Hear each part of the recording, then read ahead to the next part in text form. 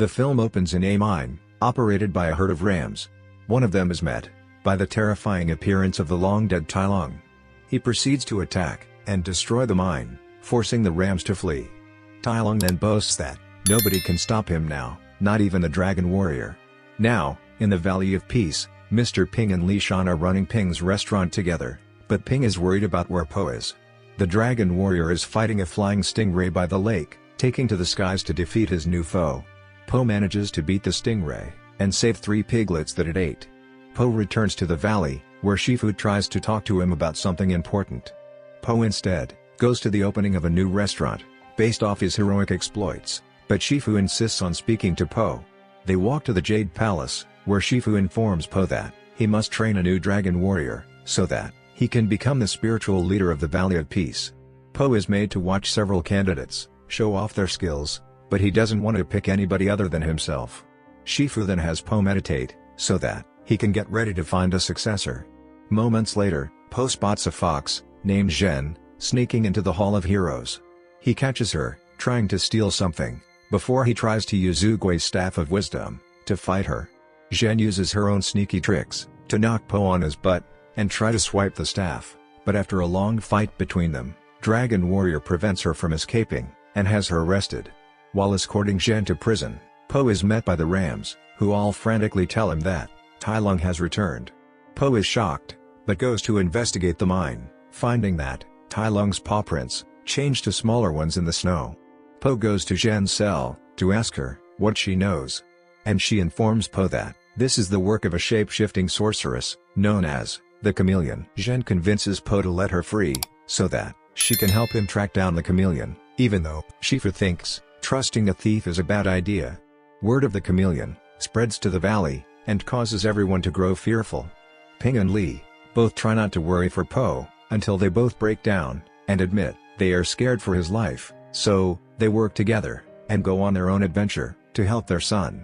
However, Chameleon's plan was to open the spirit realm and steal the essence of the deceased kung fu masters and Po's former enemies, since she was denied the chance to practice kung fu due to her small size. With all the power she can steal, the Chameleon plan was to expand her criminal empire across China.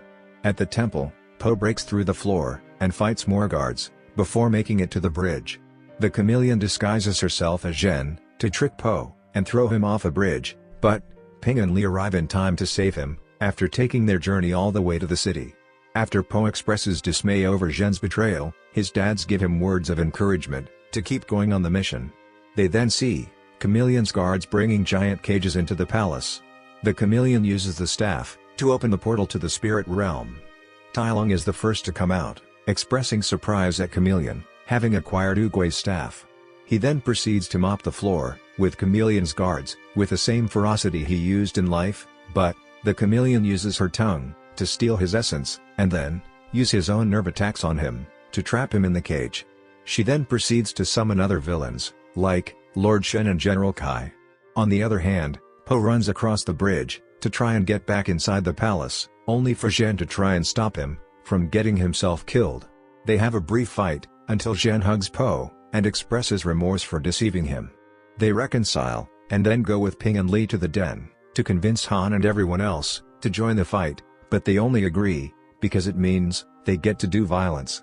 The Chameleon finishes stealing the essence of the villains and kung fu masters and imprisoning them, getting ready to head out and conquer the land. Outside, the crooks beat up Chameleon's guards, allowing Po and Zhen to get back inside. When they make it back to the Chameleon, she shifts into the forms of everyone she has trapped, and making Po fight his old nemesis once again, before turning into a monstrous hybrid of everyone that flies Po and Zhen to the top. They bring her back down, and she shifts into an evil version of Po, meaning Po has to kick his own butt. The Chameleon ends up trapping Po, so he gives Zhen the staff after he gets it back, and convinces her that she has the power to use it. Zhen fights the Chameleon and uses the staff to summon the same Dragon Chi energy as before, knocking her down. She goes for one more move, but Po takes the staff back and whacks her over the head. The Kung Fu masters are freed.